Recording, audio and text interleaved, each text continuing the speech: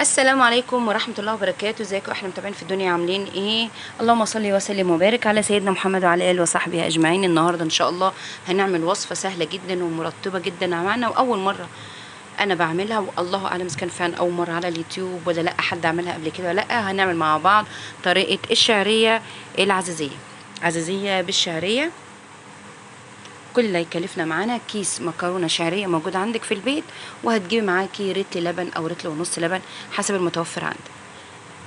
طبعا السكر موجود في البيت، ان حبيت النشا هنحط نزود لها شويه نشا، في لبن بودر، في كريم شانتيه. الحاجات دي بتبقى كلها اختيارات من عندك انت، لكن ماشي اساسيه. الاساسي معانا هو الشعريه واللبن، وطبعا السكر والفانيليا. اول حاجه انا جبت كيس الشعريه بتاعتي، حطيته كله في قلب حله اكني بسلق مكرونه بالظبط، عاديه جدا. الحله فيها ميه، فيها طبعا حبه ملح صغيرين، فيها معلقه الزيت. اول ما بتغلي بنزل عليها على طول بكيس الشعريه، وبسيبها لغايه ما تستوي خالص زي ما انتوا شفتوا كده اهوت. انا عملت ايه بعد ما اسيبها تبرد شويه او فتره شويه زي ما انتوا شايفين كده اهوت؟ بقوم جايبه الخلاط بتاعي، بحط المكرونه الشعريه فيها، واحط كمان معاها اللبن بتاعي انا غاليه، واضرب، ابدا اضربهم مع بعض. طبعا بحط السكر جوه، وافضل اضربهم زي ما انتوا شايفين بالقوام ده. لازم يطلع معايا القوام كريمي جدا. بعد ما ضربت الكميه كلها زي ما انتوا شايفين كده، هرجع تاني احطها تاني في الحله بتاعتي على النار هاديه جدا، لان كانت محتاجه شويه نشا، فانا زودت لها شويه نشا.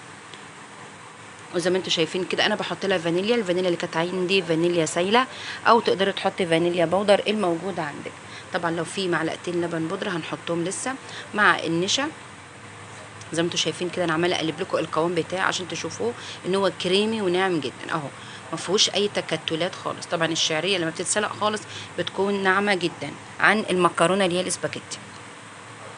هبدا هنا اجيب معايا هنوات معلقتين من النشا، واحط عليهم طبعا معلقتين من الكريم شانتيه، عليهم معلقه لبن بودر، واحط نص كوبايه من الميه، واقلبهم كويس، وانزل بيهم على الخليط بتاعي اللي على البوتاجاز. خليط الشعريه اللي انا طحناه جامد باللبن والسكر، وهقلبهم كويس جدا على نار هاديه. بعد ما بخلص كده بجيب طبعا الصينيه بتاعتي مدهونه سمنه او زبده، واقوم حطاه فيها، واقوم مدخلاها الفرن. القوام بيرجع لك، عايزه القوام اتقل من كده طبعا بتحط لها تزود لها كمان شويه نشا. انا شايفه ان القوام كده كان مظبوط جدا معايا. هبدا اسمي الله، واجيب صينيه عندي مدهونه سمنه او زبده زي ما انا قلت لحضرتك، وهتبدأ ان انت تصب الخليط ده عمل معايا بالظبط صينيتين،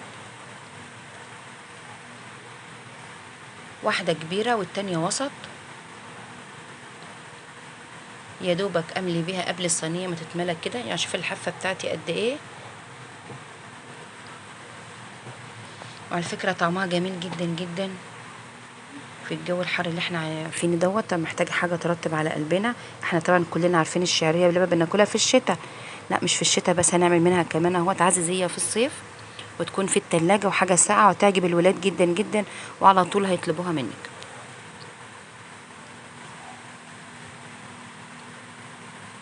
انا رصيت كده الصينيه بتاعتي الاولانيه، هحط كمان في الصينيه بتاعتي التانية، وهحط كده على الوش حتتين من السمنه البلدي عندي او زبده زي ما قلت لحضرتك المتوفر عندك، وهدخلهم الفرن.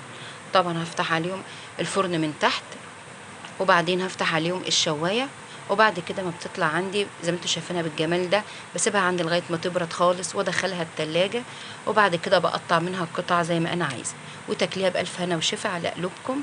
عندك طبعا جوز وزبيب بتحط على الوش مكسرات، ما عندكيش زي حالاتي هتاكليها كده جميله جدا حلوه قوي. وطبعا نقدر نحطها كمان في بولات وتحط في التلاجة لو انت مش عايزه تحطيها تحت الشوايه تاخد لون. حاجه ترجع لحضرتك. اتمنى الوصفه تعجبكم، اتمنى تجربوها وتقولي لي ايه رايكم.